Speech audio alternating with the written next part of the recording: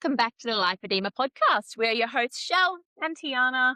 And today we have an episode snack. Little snack, and a bit of a hot topic too, actually. Salacious. What could it be? I mean, it's got to be GLP1. Yeah, you know.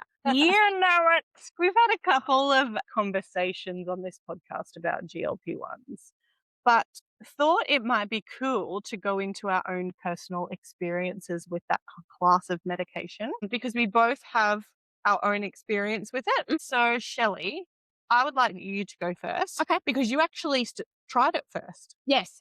Yes, I did. Between the two of us, you tried it first. And your experiences have some vast differences. Yeah, right. So I want you to tell me go from the beginning. All right. So about 2 years ago, I think it was, I decided to try Mounjaro, see how I'd go. Mounjaro. So that's Mounjaro. That's the tirzepatide. Yeah, that one. So I tried that.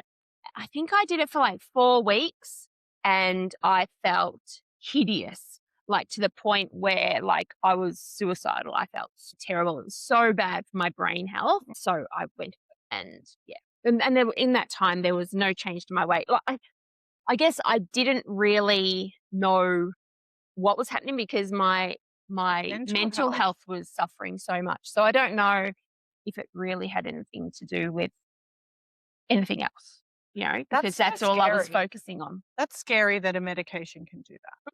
I've since read lots of women have experienced that too. Yeah, that's not nice. It wasn't nice. But amazing that you picked it up really quickly. Yeah. So you're obviously on the starting dose at that point. Yeah, I was still on the starting dose. Yeah. So it was fine to just stop. Yeah. So I just stopped. So then I didn't even have it on my radar really, because I'd had that terrible experience. And then in maybe it was October, I'd been seeing my doctor ongoing and I'd been going to the PT and nothing was happening. And so he said, look, you're doing all these things. Let's put you on Ozempic. And I'm like, all right. So so I started on that. My weight didn't change. Like there's no weight change. But my inflammation, oh my goodness. When I wake up in the mornings, I usually can't feel my hands. Oh, I have some sort of nerve thing going on in my hands. And it's really weird because the days when I can feel my hands, I'm like, oh, what did I do to make this happen? But they were very few and far between. Yeah. Anyway, within 2 weeks of being on Ozempic, I could feel my hands again. So bizarre. So my weight didn't change, but the inflammation there was a big change in inflammation. So I was like, well, so that was October. So then last month I'm like, oh, I won't fill my script again because is it really worth the $160 just for, hands? And so I stopped taking it. And then within 2 weeks, I couldn't handle the pain in my hands. Dang. Yeah, so it came back with a vengeance, even into my knuckles and into all my joints in my hands. And so I'm like, look, I think it's worth it. So I just started back last week and already my hands are better. I can feel my hands again. For me, it's not about the weight loss. It's about my inflammation. It's keeping my inflammation down. And also, I have been getting endomology and I have lost 100 mils of fluid in both arms. Gee. I know, right? So, because I did a body scan when I first went and I did another body scan last week or the week before, 100 mils of fluid, inflammation, whatever it is, has gone from both. So you can feel the bones in here now, whereas that used to be puffy. So I can feel all that again. And do you think, and I know that we can't tell, but realistically, do you think that is a combination of both the endomology and the GLP-1, or do you think it was the GLP-1 and the endomology just helped to move it around? Yeah, absolutely. So and then an interesting thing, because I was still on only 0.7. So that's 2 above the starting dose? Yeah. We'll usually go 5. So I started at 0.25 Went too far. 0.25, 0.5. I went up to 0.7. Yeah. And then when I went back on it again, I asked my doctor, can I go up to 1? Mm-hmm. So I'm going up to 1. Mm-hmm. And what my endomologist said, she said it's usually at 1 that you really start seeing some differences. Like the readings that she'd done on it, that with lipodema, it's at 1 that you really start seeing some differences. So be interesting over the next month to see what happens. What those are, what that manifests. Yeah, but I also, and I know this is a little bit too much information, but I'm not afraid. Share. That like I don't poop as often, but I know that that's because your gastric emptying is slowed down. Yeah. But I also aren't as bloated. I have more times not being bloated. Which seems counterintuitive, right? I know. But is that the inflammation side of things more than the gastric emptying slowdown? So is it because the inflammation has been reduced that I'm not as bloated, even though the gastric emptying is slower? I don't know. Yeah, that's confusing. Yeah. But it's also really interesting because you've had gut issues in the past. Yeah, my whole life. Yeah, like gut bloating and, Mhm. gastrointestinal type issues. And so I suppose with that slow gastric emptying that the GLP-1s give, do you notice an exacerbation of any, like I know you said that it's small, you're not bloating, but do you notice any discomfort in your... I think it depends what I eat and what's stuck in there. Yeah. So with a lot of stuff with your gut, they say to do low FODMAPs. So your FODMAPs are your foods that are fermentable, so you want to stay away from things that ferment. So if I had a lot of sweet potato, I guess, and yogurt, if I have things like that are going to sit in my system for a long time, then yeah, I get some pretty bad issues from that. So when I understand what foods are causing any triggers and I go, okay, well, I won't have that for a little bit and just see, then I'm really noticing the benefits. Fascinating. Yeah. And the medication, do you notice the support to your behavior change when you take the medication, or does it influence your behavior in terms of your nutrition and stuff, or it's the same, it's just helping? No, I definitely think it does. Yeah. Yeah, because I'm back studying at the moment, and most days I'm not having lunch until 2:30 because I'm in study mode, and that's part of my ADHD as well. I know I'm hyper focused, forget about food, and then I'll be like, oh, geez, it's 2:30. I better have something to eat before I have to start doing dinner. You know what I mean? Because we do need to make sure that we eat. I don't want to have any negative impacts with this. But yeah, so for the most part, I'm enjoying it. That's good. Yeah, I don't feel unwell. Although, I have been reading a lot about making sure that you're not then not malnourished. What is it, have any supplementation that needs to have. So Yeah. I think you need to have someone working with you to make sure. And I know it gets expensive if you're constantly going to nutritionists and doctors and things, but I think if you're on the right path and you're looking after your body at the same time, being able to use it as the tool it is to support your other habits, that I think it's going to be beneficial. It's like that minimum effective dose, because you don't want to make your appetite go completely out of the window where you don't feel like eating it all, and therefore you're not supporting your nutritional needs, your base level needs. Yeah. But with people that have disordered eating patterns and binge eating patterns and that sort of thing, it's finding the dose that helps you create those healthy behavior changes by taking that food noise away and taking that large emotional appetite response away, but not so much that you don't enjoy food or you don't want to eat food. So that's really hard. Yeah, because it's going to be different for everybody, and it's just going to take time. Like with anything. Yeah. Everything, it's annoying. I think we've said it before, just someone tell me what to do and I'll do it and know it's going to work. That's not how it is. No. It's not how it is. Yeah. We're just all so unique. And it's kind of, it's annoying for you that when you stopped it, you realized that you had pain that came back with a vengeance.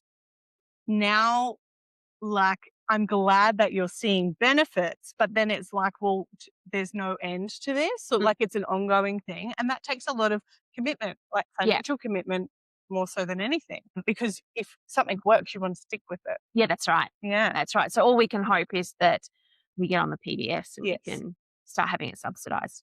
That would be incredible, right? Yeah. Well, I'm glad that you're seeing some nice benefits, especially in pain. Like I am hearing anecdotally that people are staying on these kinds of medication for their pain. Yeah. And that's certainly where I'm sort of at the moment. So, and I share this a lot on my socials. I have shared a lot on my socials that I was on a weight loss journey after having Nova, and not so much straight after having Nova, but I tried to breastfeed Nova and I was unsuccessful because I didn't have the right supply. Yeah. Like I barely had anything. And so I was eating to fuel my supply, and I gained like 10, 15 kilos within a very short period of time, just breastfeeding. So I was on a weight loss journey, and I first started with phentermine. I started with, I can't remember what it's called now. Duramine. Thank you. I started with Duramine for a few months. And of course, the things that come with Duramine are the jitteriness and the anxiety and the insomnia and that sort of thing. I was handling it pretty well. I was coping pretty well on that. And it did give me a bum steer because it also increased my energy, which made me get back into fitness. And like I've always loved fitness. I've always loved exercise. Exercise has never been my problem. But new baby, it's hard to find time to exercise. So, and then no sleep. So it just gave me a bit of a bum steer. But then I started to get worried about long-term use of phentermine. Yeah. And I don't know what determines long-term use. Like 3 months, I don't think that's really long-term, but every day it feels long-term to me. Yeah. And I was like, oh, I wasn't ready to can my weight loss journey because I still had a good 10 kilos to lose, say. Yeah. Well, it wasn't about the kilos. It was about fitting into my clothes. Yeah. I wanted to be able to fit into my wardrobe. I don't have enough money to spend on a new wardrobe, and I didn't want to. So it was just a season. It was just a season. I just wanted the season to go quicker. So I sort of spoke to my doctor, and originally when I got phentermine, my doctor suggested Wegovy and Mounjaro, and I said, I'm not ready for that emotionally yet. Let's try the phentermine. I've tried it before. It seemed to do really well last time. It didn't do as well. It wasn't as exponential as last time, and I really don't understand why. Maybe because I'm older, second pregnancy, all of that. But like it was a few kilos. Yeah. Right. It just wasn't, when I first had it, I just dropped weight like crazy. Anyway, so I ended up switching to Wegovy, and I was so nervous. I was nervous to do injections because I have a fear of needles. I was annoyed with myself that I had to go to this perceived extreme. Yeah. And I was also nervous that it was so expensive that if I did see the results that I was after, I wouldn't be able to ever get off of it. Yeah. Anyway, I tried it and I had good results at low dose. So I did many weeks of 0.25, and I had good behavior change as a result of that. And I had very slow but progressive weight loss, like very slow, but I was fine with that. I was fine with the pace because it was trending down. Yeah. And then I went to 0.5 for a little while, for another few months. So I went to 0.5. And then the largest dose that I'd been on was 1 milligram. Is that right? Yeah. 0.5. Yeah. 1 mg. Yep. Thank you. 1 milligram. Yeah. And so my weight loss journey was nearing its end. You know, I'd reached the point where I could fit into my clothes. My body composition wasn't where I wanted it to be, but I knew with like the exercise and the behavior change and everything, it would get there eventually. So I was winding up to my weight loss period being over. But I noticed even on the Wegovy that during my luteal phase of my cycle, I was starving and ravenous and also in a lot of pain. And I thought to myself, and I just wondered whether the Mounjaro, with the added benefit of the GIP, that would assist with that pain and that issue. Around the same time I was doing that red light therapy, and red light therapy really helped with reducing the amount of pain and discomfort I was in pre my period, like that luteal phase, like down like a week. Yep. So day 15, I would start to feel awful. well, with the red light therapy, and I've spoken about it before, that reduced to like the week before my period or a few days before my period. Yeah. But I wondered what the medication would do to help. So and again, I was worried about the cost because it's more expensive. So I swatched to Mounjaro, and I am on the 2.5. I can't remember when I swapped. I think it was 8 weeks ago. I think I've been on it for 8 weeks now. Okay. And I've remained on 2.5, the dose 2.5, which is the starting dose. Actually, I think 1.25 is the starting dose, but because I was been on had been on the other one, I just went to 2.5. And I've been on it ever since for 8 weeks. And it's too early to tell really, because I've only been through 2 cycles. It's too early to tell whether the pain is managed at this dose. I need to go through a few more period cycles to work out what's happening. Like, you've got to read the pattern. But I'm feeling good in my body most of the time. Yeah. Okay. And it's truly interesting how it works, because even on medication, my hormones very much affect my behavior. So in my luteal phase, I am very hungry, and the medicine just helps me to put the behavior toward the healthier foods in larger quantities. But I still go for some other thing. Like, it doesn't completely negate. I'm still there. My feelings are still there. I'm not overriding any of my feelings. So the medicine is powerful to a point, but it's not the answer. And if my behavior change isn't there, I don't see the results. Yeah. So it's not like the medication fixes everything. The medication supports your behavior, and your behavior helps to fix the things. Yeah. But the pain thing is interesting, and I'm still not sure whether this dose is right for my pain. I'm just not willing to put the financial stuff behind me yet to go up a dose yet. I want to do a few more cycles to see. Yeah. Because I'm definitely still in pain before my period, but it's not long before my period. It's like a few days. So I think I can handle that if I'm not in pain most of the other time. Have you noticed any other benefits, like, to your lipedema? Well, it'll be really interesting because every winter I get chilblains and really swollen hands, and they get sores on them every winter, and it gets really, really painful. And so I'm interested to go through this cold season and see if I don't get that this cold season, because that's an inflammatory response to something that I don't know. Yeah, because we don't get that winter. cold here. No, we don't. We're in the Queensland. tropics. We're in the tropics, yeah. So I'm fascinated to see what that does. And I think I was at the beginning of my journey, my GLP-1 journey last winter. And I think I remember that I didn't get the hand thing. And that would be a big win for me, because winter is quite uncomfortable for my hands. It's hard to move them. It's hard to do anything with my hands. If I knock them, it hurts horrendously. Yeah. So watch this space. So far at the 2.5 dose, I'm enjoying it. I'm no longer scared of doing the needle. In fact, when I was on Wegovy, I would like close my eyes and try to do it, and I would get lots of bruising, and it would hurt. The injection would hurt. And I think it's because I wasn't looking, so I wasn't doing it properly, and I was sort of moving or something. Anyway, it was quite painful, and I would get a real big rush of adrenaline. Yeah. But now I'm more mindful, and I look and I do it purposefully, and it doesn't hurt at all. So I don't know whether it's because I'm used to it or whether I'm doing it properly because I'm actually looking at what you're doing. And you inject in your tummy? I inject in my tummy, my lower tummy, and I do have lipodema in my lower tummy. Yeah. So I also wondered whether injecting into my lower tummy where the lipodema was painful, because it was injecting into the lipodema. And now that I've been on a GLP-1 for a longer period of time, it's less painful because I've been on, I don't know.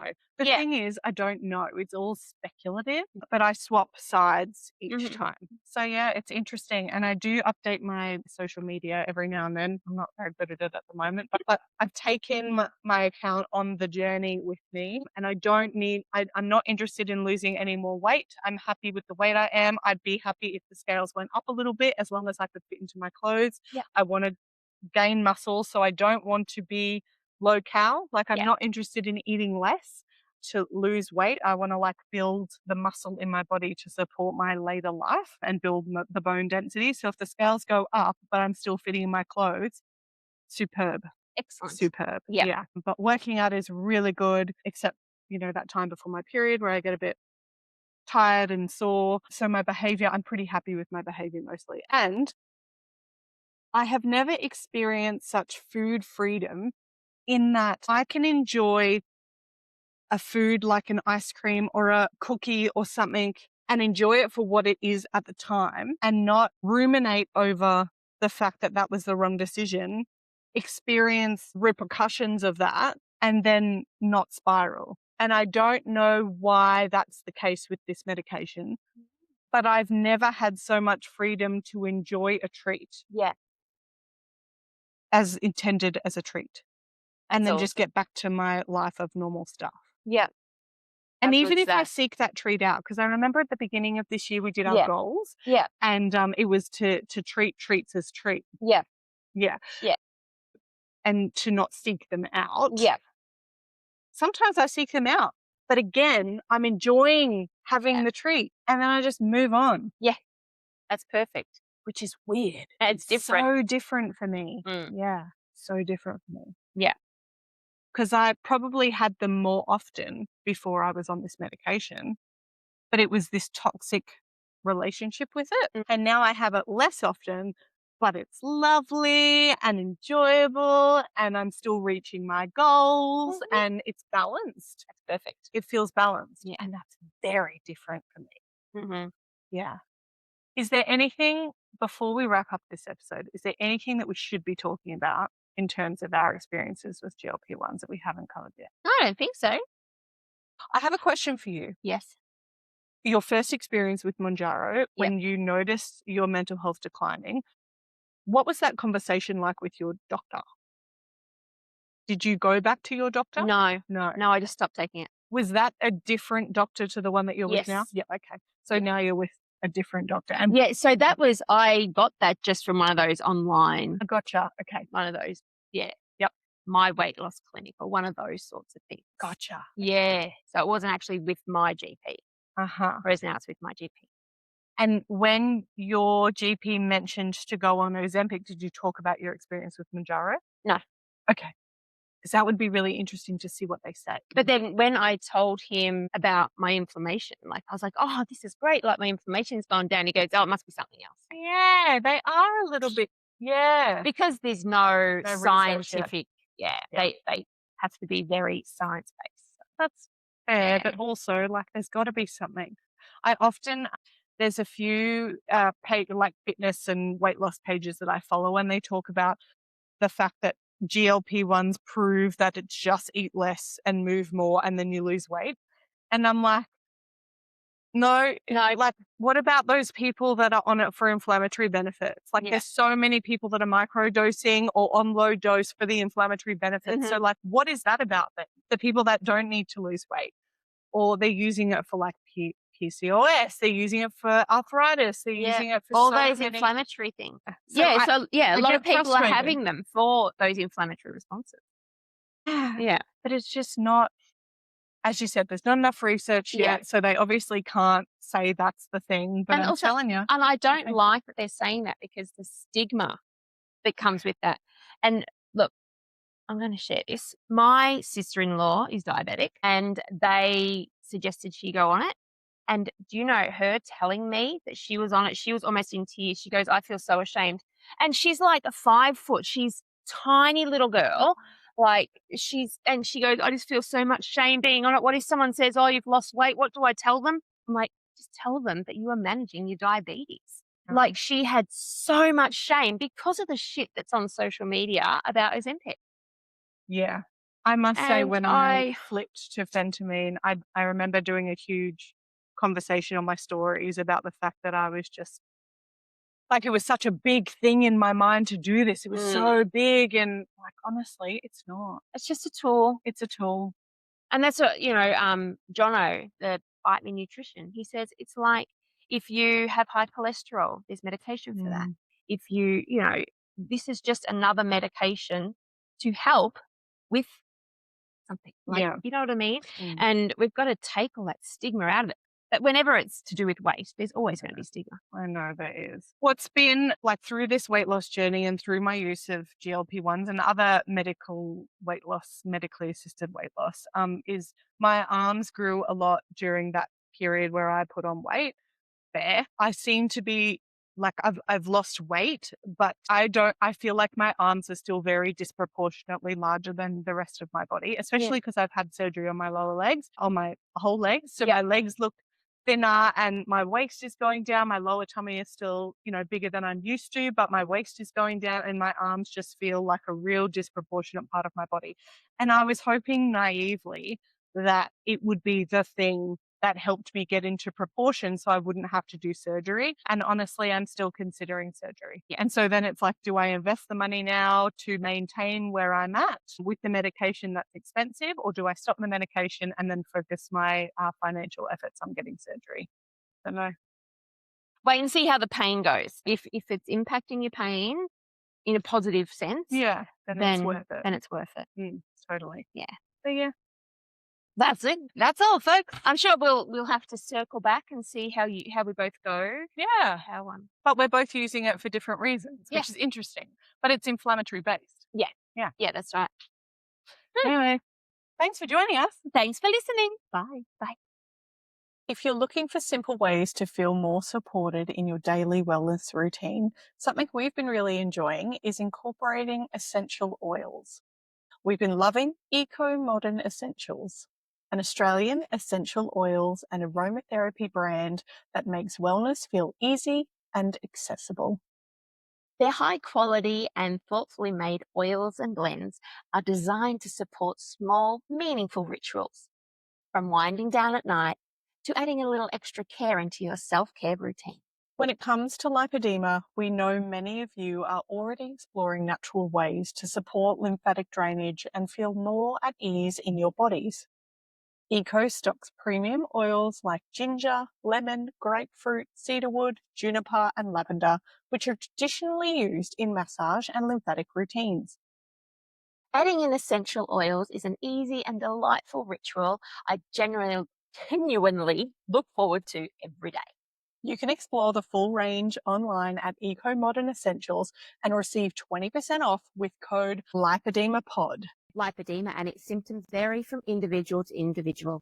The opinions and advice voiced in this podcast are of a personal nature and used for educational purposes. Please take away from this podcast what resonates with you, and please see your GP or preferred specialist for diagnosis and healthcare.